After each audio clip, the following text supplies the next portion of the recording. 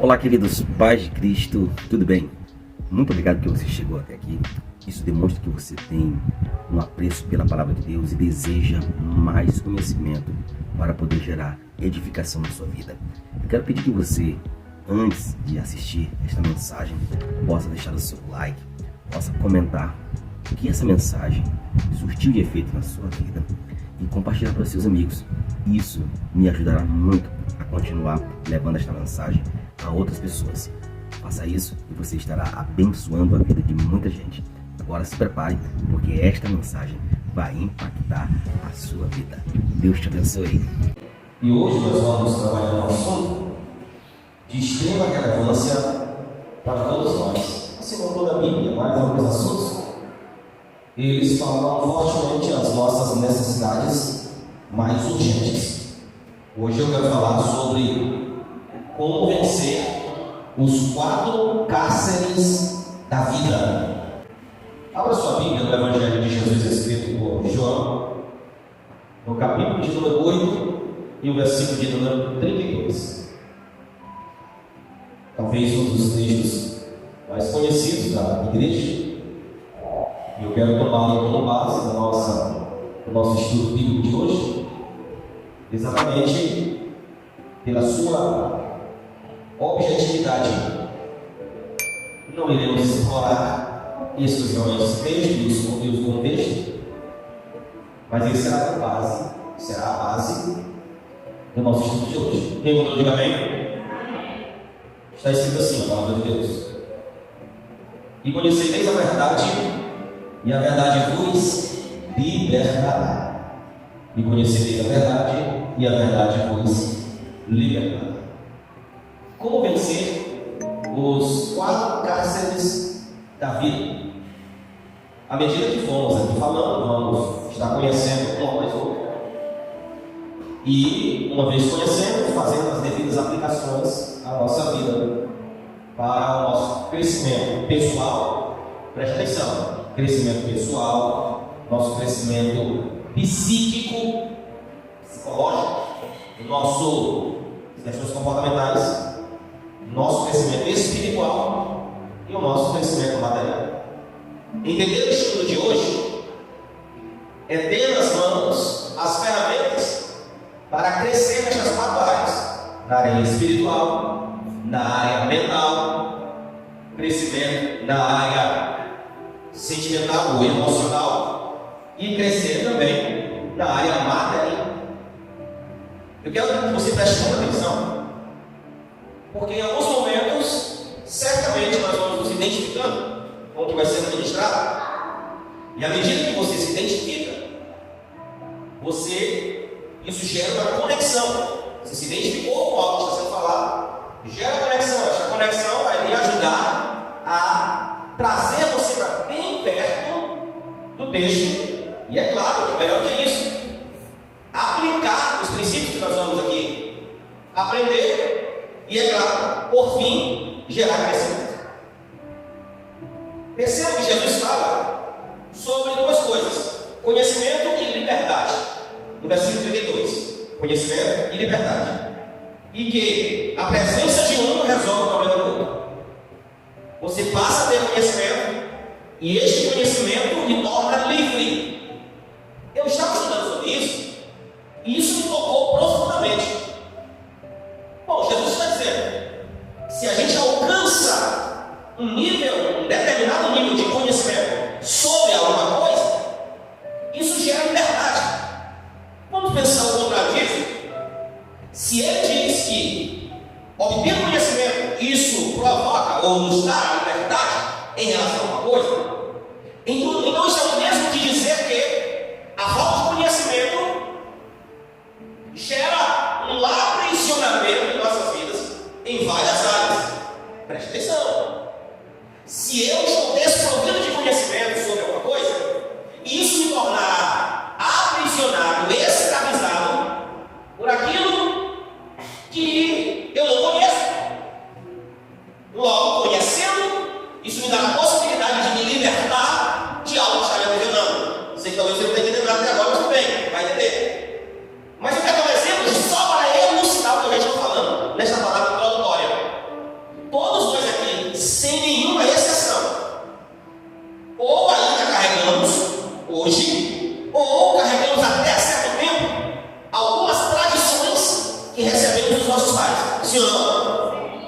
Tem gente que não passa por debaixo do escada, não cria gato preto, se quebrar um espelho, 7 anos de azar. Nós não aprendemos essas coisas, irmãos? Aprendemos. Aí você vai concordar comigo. Por muitos anos fomos escravizados pelo entendimento de que tudo isso é uma verdade, sim ou não? E se você não tivesse um pé de coelho no bolso, você estava fadado à pobreza no resto da vida. Tinha que ter um pezinho de coelho. Eu tinha um pé de coelho. Fiquei tão triste quando peguei um pé de coelho. Fiquei triste. Afinal de contas, eu ficaria agora pobre o resto da minha vida. São crenças, olha, que nos aprisionam. Quando é que chega a liberdade? Quando a gente passa a conhecer a verdade sobre aqueles assuntos, sim ou não? A minha mãe me enganava demais. Porque quando chegava no dia de... Agora não tinha Deus. Eu pensei que era no Natal, mas não era no Natal. Ao dia das crianças, né? Dia das crianças, eu acho. Todos os anos, quando chegava 12 de outubro, a primeira coisa que eu fazia quando eu acordava, sabe o que era? Era olhar para debaixo da minha cama. Porque toda vez, em 12 de outubro, tinha um presente lá na hora da acordar. Agora é no Natal, acho que era no Natal. Era no Natal mesmo, era no Natal. E aí a minha mãezinha dizia: foi o Papai Noel que deixou para vocês. E eu cresci acreditando nisso. Quando foi que eu me libertei desta crença? Quando eu conheci a verdade, que não era Papai Noel coisa nenhuma, era ela, o pai comprava, botava a Bíblia e eu. Isso é algo muito simplório diante do que nós vamos tratar a partir de hoje. Porque existem coisas que são uma aberração, coisas que nos aprisionam, até hoje, alguns, ou outros, até um certo tempo. O fato é que nós somos aprisionados por alguma coisa, até o momento em que nós não conhecemos a verdade sobre aquilo que nos aprisiona. É isso que eu quero me basear no estudo de hoje. Que só nos escraviza aquilo que nós não conhecemos. Quem tem até que diga amém. Com base nesta proposição, é que nós vamos começar agora a nossa análise bíblica. Jesus disse: conhecereis a verdade nos libertará. Não vou fazer aplicações evangelísticas e missiológicas nesse texto, não vou falar não. Porque eu fiz uma apanhada, aliás, na Bíblia, e eu descobri que existem 4 cárceres, 4 prisões, 4 ambientes, ou áreas, melhor dizendo, da nossa vida, que se nós não tivermos um conhecimento bem apurado sobre esta área, poderemos ser aprisionados por alguma coisa que está acontecendo nela, e já vamos conversar sobre isso. Primeiro, eu quero falar sobre o cárcere do pecado, que atinge o espírito do homem. Porque é que você acha que às vezes tentamos teses até mesmo de que existem coisas em nossas vidas que não estão gerando bloqueio. Eu erro uma vez, erro a segunda vez, terceira, não houve nenhuma autopunição e nenhuma punição externa. Então qual é a sensação que eu tenho? Que aquele erro não quero mais isso.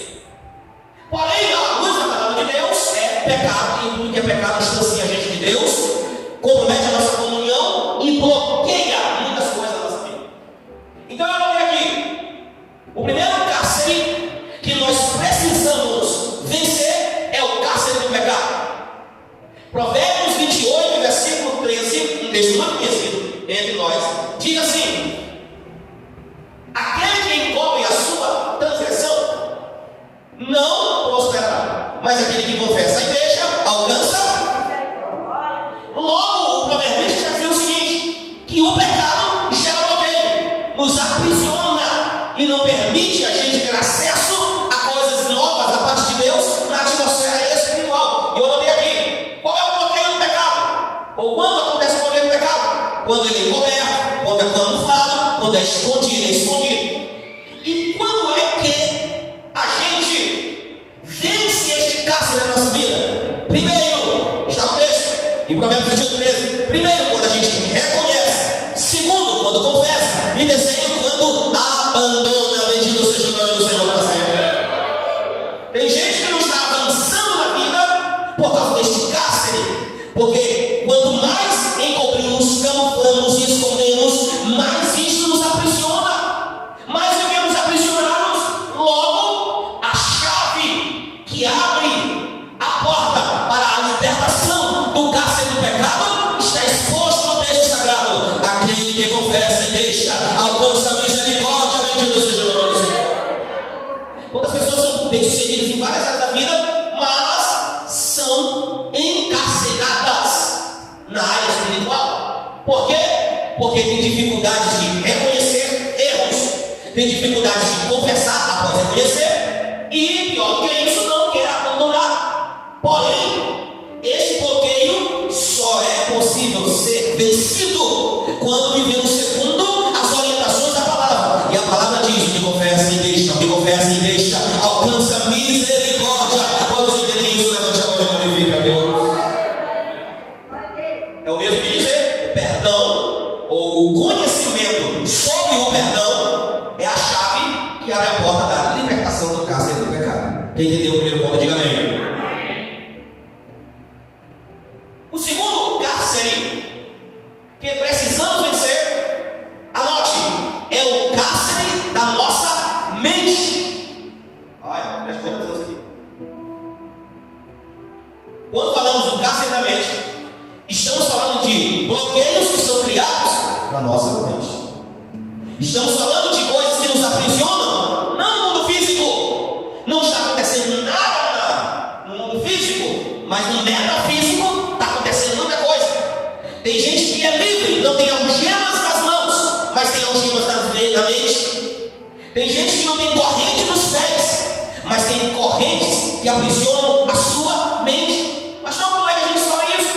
Basta você perguntar para alguém que costuma sustentar um posicionamento tal qual: não posso, não tenho e não sou. Isso é cárcere da mente, irmão, que nos aprisiona e nos bloqueia e não deixa a gente crescer, e não deixa a gente melhorar, e não deixa a gente viver como é a necessidade. Eu coloquei aqui: o cárcere da mente é alimentado pela ignorância. Quando mais a gente não tem conhecimento daquilo que pode gerar solução, mais somos aprisionados na nossa mente. Então, quando isso começa a acontecer, qual é o bloqueio? Como é que a gente percebe? É quando a gente começa a comprimir, suprimir, sucumbir o nosso potencial, as nossas virtudes e aquilo que Deus colocou na nossa vida. E aquilo, o texto bíblico que nos coloca na mão a chave para abrir a porta da libertação do cárcere da mente, Filipenses capítulo 4, no versículo de número 8, o apóstolo Paulo dá uma lista. Ele começa a elencar tudo aquilo que deve ocupar a minha mente para me tornar alguém frutífero. Você lembra o que está escrito? Quanto mais, irmãos, tudo que é bom, agradável, de boa fama, se há alguma virtude, se há algum louvor, que seja isso que ocupe a nossa mente. Bendito seja o nome do Senhor. Basta você ficar perto de alguém pessimista que você entende significativamente. Aliás, converse com o pessimista e com o otimista sobre o mesmo assunto. Você escolhe exatamente. Você escolhe o assunto, pergunta para o pessimista e pergunta para o otimista qual é a sua opinião. E você vai ver que vai haver posicionamentos diferenciados. Por quê? Porque o pessimista, ele tem um bloqueio na mente, ele está aprisionado na sua mente, ele não consegue enxergar projeção em nada, ele não consegue enxergar crescimento em nada, ele não consegue ver que algo pode dar certo. Agora conversa com o otimista. O otimista, ele enxerga a porta aberta aonde não tem nem espaço para colocar na porta. Por quê? Porque o otimista, ele tem a sua mente livre. Bendito seja o nome do Senhor para sempre. E vou dar um recado para a igreja do Senhor Jesus Cristo. A Bíblia está cheia de textos que nos levam a uma liberdade da mente. Bendito seja o nome do Senhor. Mas vamos ensinar alguns. Filipenses capítulo 4, versículo número 13. O texto diz: posso todas as coisas naquele que me fortalece. Começa da mente. Paulo vai dizer: aquilo que o olho não viu, o ouvido não viu, não chegou na mente humana, é aquilo que Deus vai falar para nós. Então ele está estimulando a gente a viver de forma otimista na presença de Deus para poder alcançar o melhor de Deus, que não está aqui, está na eternidade. Glória ao nome do Senhor para sempre. Então o cárcere da mente é alimentado pela ignorância. Como eu percebo ele? Quando eu começo a suprimir minhas virtudes, suprimir, como que ele diz? Potencial. Então, Paulo vai ensinar: você quer se tornar alguém livre? Pense em coisas boas. Bendito seja o nome do Senhor. O próprio Salomão escreveu no livro das Lamentações, e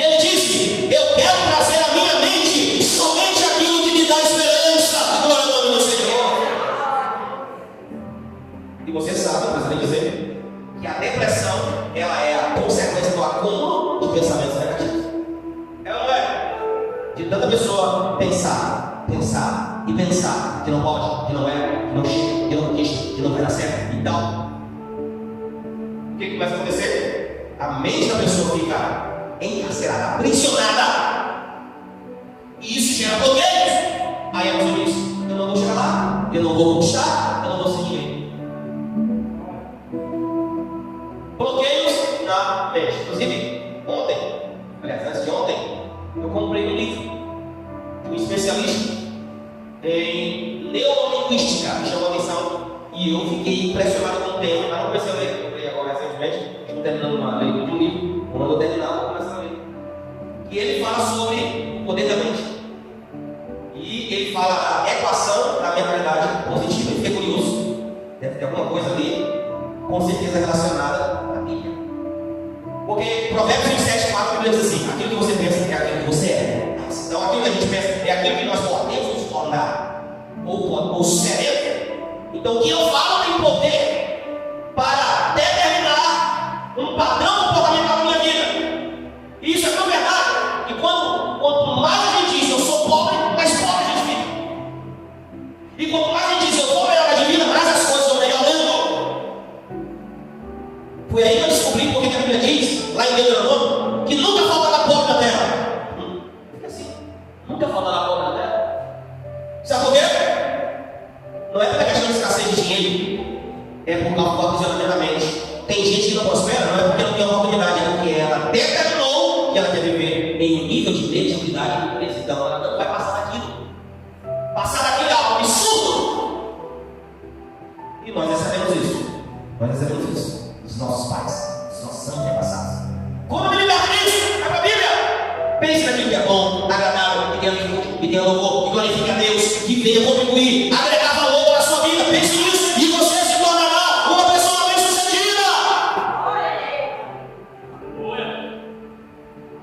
Esse é o segundo caso, a mente. Como eu penso ele? Pensando no esposo, alimentando a minha mente com aquilo que agrega valor. Pode anotar aí. Alimentar a mente com aquilo que agrega valor para a minha vida. E não alimente sua mente com algo que lhe joga para baixo, bloqueia as suas ações. Diga sempre. Nunca diga eu não posso. Diga eu posso todas as coisas. Nunca diga eu não sou. Diga eu sou em Cristo. Nunca diga eu não tenho. Diga eu tenho. Porque o Senhor Deus me presenteou. Bendito seja o nome do Senhor. A Bíblia diz que todo dom perfeito e boa dádiva vem do alto. Bendito seja o nome do Senhor. Terceiro caso. Terceiro cárcere é o cárcere da alma. Você sabia que existem pessoas que são aprisionadas na alma? Como eu digo isso? É um aprisionamento das emoções, dos sentimentos, das vontades e dos desejos. Está um pouco ligado à questão da mente. Mas por que eu coloquei separado? Para lhe exemplificar a partir de estatísticas científicas comprovadas em relação às doenças psicossomáticas. Mas que doenças são essas? São aquelas que começam na mente e elas param no corpo. Você sabia que tem gente que adoece no corpo só porque adoeceu primeiro na mente? Então fica o conselho aqui para você. Para de ficar dizendo, eu tenho a minha doença, tem que dizer assim, a minha diabetes, a minha dor. Já ouviu alguém falar aqui isso? Alguém já ouviu falar? Alguém falar? Talvez até você já falou, né? A minha diabetes, a gente fala assim, contando assim, né? Eu já vi alguns, a minha diabetes, acho que é chique. Não sabe que talvez isso começou na mente. Pastor, não começou com uma alimentação desregrada, contribuiu. Mas começa na mente. Doenças psicossomáticas começam na mente e descem para o corpo e bloqueiam as pessoas e elas ficam encarceradas, aprisionadas. Como eu percebo essas doenças? Ou eu que estou ou estão encarcerados na alma. Uma pessoa que é encarcerada na alma, ela tem as suas ações bloqueadas por aquilo que ela sustenta na sua alma, os seus sentimentos, os seus desejos.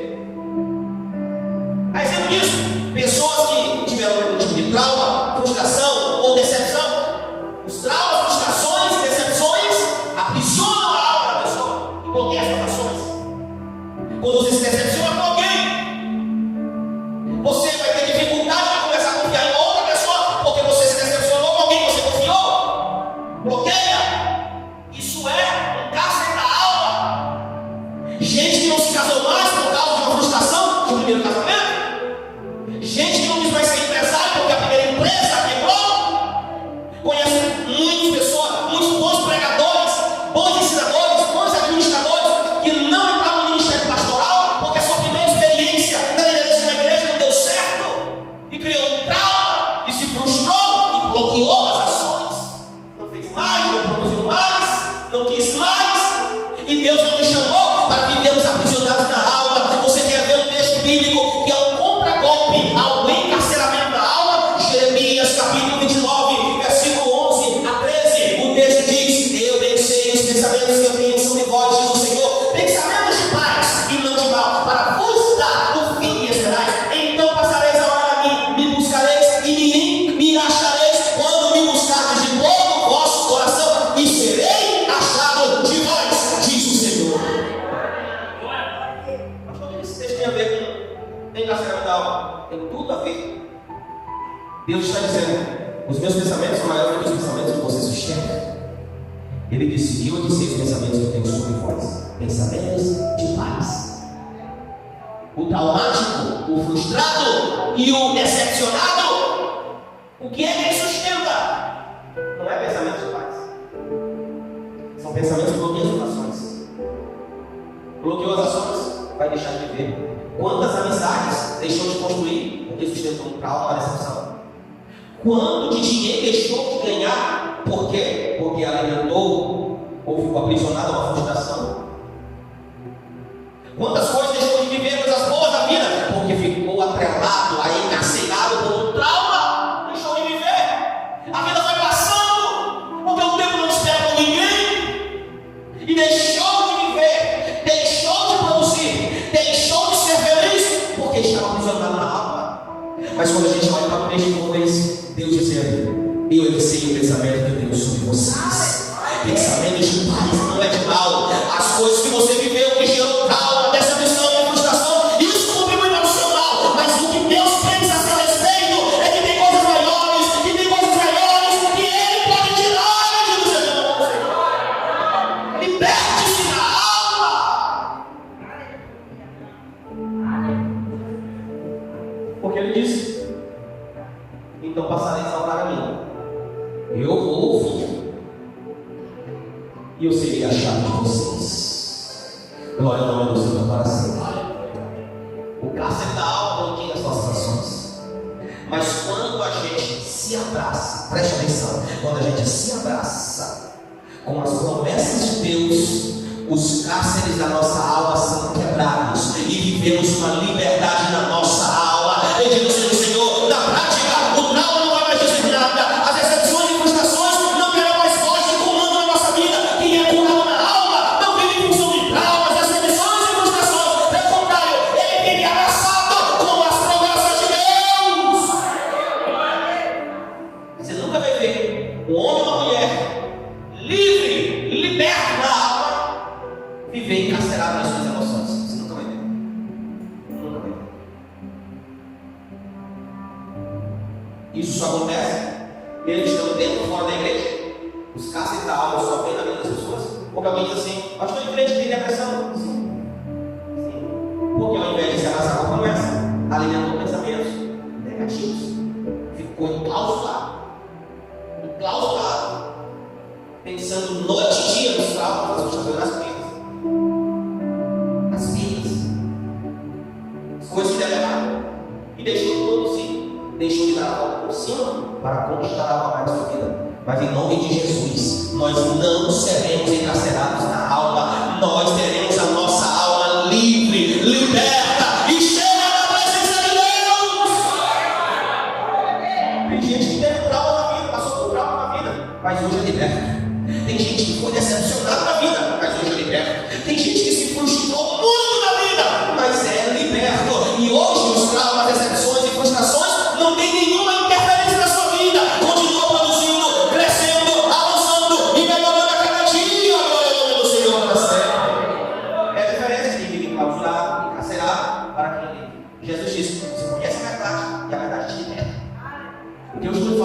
é uma palavra de cura.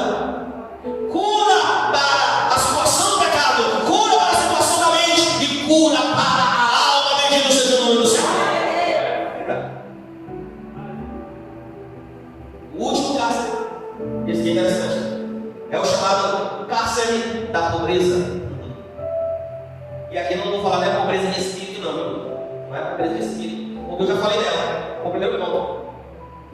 O pecado torna o homem pobre de espírito também. Mas aqui eu estou falando da pobreza no sentido literal, material.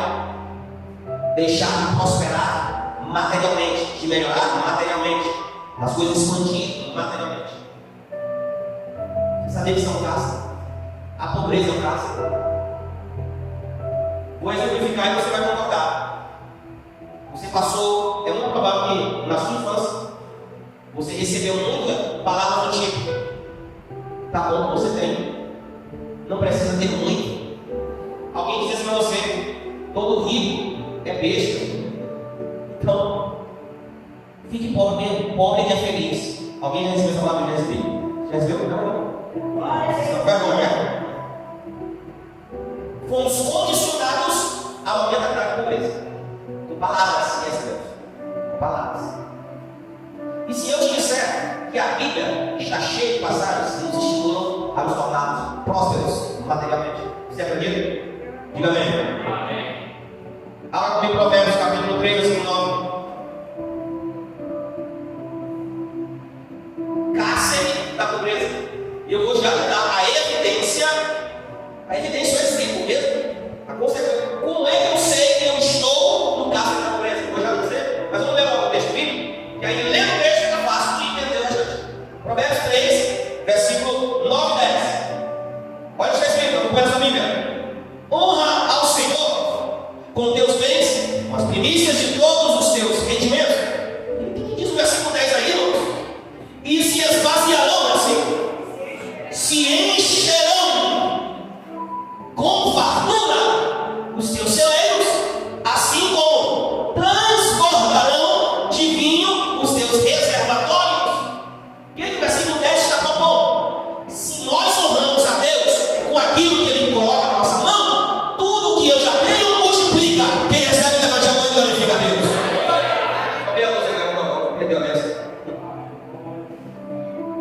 Porque o que é o cárcere da pobreza? O cárcere da pobreza é o conformismo com a crise. Se acostuma em viver em crise. Aí fica aprisionado aquilo.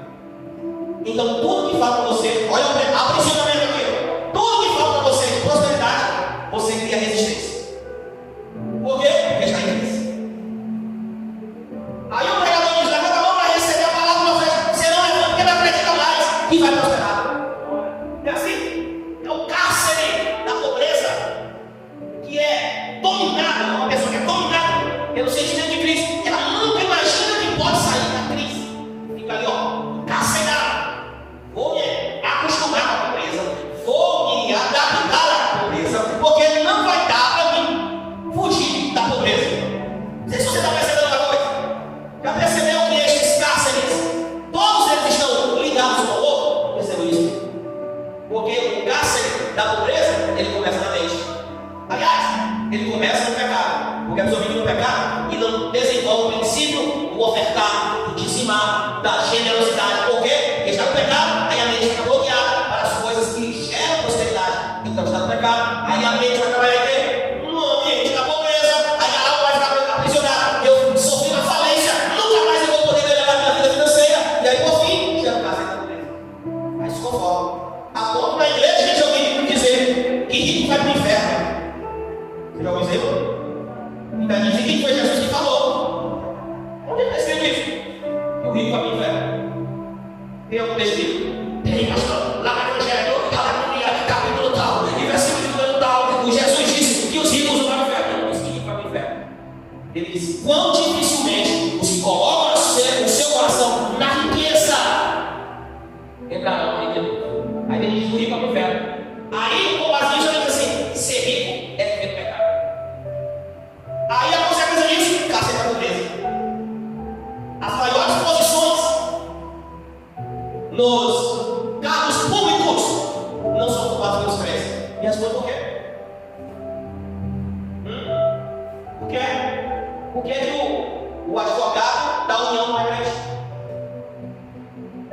quer.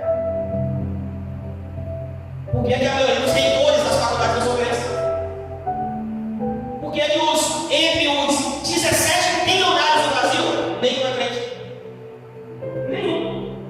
É tudo não mesmo, por quê? Não é porque Deus não quer que a gente seja crente. Isso aí é graça da natureza. Já imaginou se nas nossas igrejas tivessem os crentes mais ricos para fazer a obra missionária? Quantas famílias estão precisando para enviar para o campo? 10 famílias. Aí você levanta um crente e diz assim: eu vou sustentar 5 famílias. Pode deixar comigo. Durante 2 anos quem paga o salário quem sou eu. Aí não ia precisar levar de carreira de missões. Tem que fazer iniciativa missiológica para poder arrecadar dinheiro, para poder pagar missionário. E missionário passando terreno aí no campo. Porque está faltando gente próxima da igreja. Seria bom alguém chegasse aqui: pastor, quando é que está faltando ali para aquelas classes? Para concluir? Não, mais ou menos uns 80 mil reais. Pode mandar aqui material para pagar sua livro. É bom, não é isso, irmão? Não sei se é aqui não. Você vai ter que ganhar frente receber oração. O pastor levantou uma campanha de uma sonorização na igreja, lá em São Luís, na área 15. Nós estamos precisando de um som, e o som custa 85 mil reais. Vamos começar a campanha? Vamos, São Luís. Aí você levantou, o irmão levantou a mão e disse: pastor, eu sou o primeiro a contribuir. Coloca o meu nome aí. Pastor, tá bom, aí, mano. Não, secretário, coloca o meu nome. É o primeiro nome da campanha. Quanto é que você vai doar, irmão? A campanha aqui para a gente comprar o som de 85 mil reais. Ele se doou 85 mil reais.